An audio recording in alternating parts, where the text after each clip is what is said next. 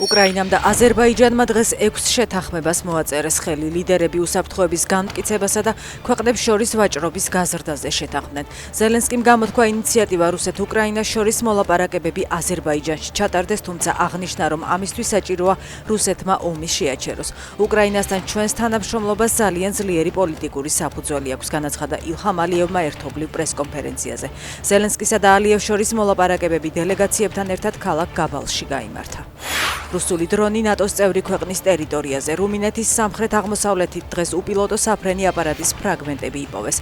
მეზობელ უკრაინაზე ღამის თავდასხმების შემდეგ რუმინეთში ელექტროგადამცემი ხაზები და ნაგებობა დაზიანდა. საჭირო გახდა ადგილობრივების ევაკუაციაც, მსხვერპლი არ არის. საწვავი ისევ ძვირდება. ბოლო ერთ კვირაში ფასებმა სხვადასხვა ბენზინგასამართ სადგურებზე 5-დან 12 თეთრამდე მოიმატა. გლობალურ ენერგეტიკულ ბაზრებზე მიმდინარე პროცესების ფონზე საქართველოში საწვავის ფასების ზრდა მარტის დასაწყისიდან დაიწყო. იტალიაში 600 ევროს ღირებულების საკვები პროდუქტების მოპარვის ბრალდებით 44 წლის ქართველი კაცი დააკავეს. ქალაქ ტელეზე ტერმეში პოლიციელებმა დაკავებული სქურთუგზა და ჩანდაში მოპარული პროდუქტები აღმოაჩინეს. ქართველი კაცი ციხეში გადაიყვანეს. აღმოჩნდა, რომ ის წარსულშიც ნასამართლევია და ოქტომბრის მერე იტალიაში უკანონოდ იმყოფებოდა.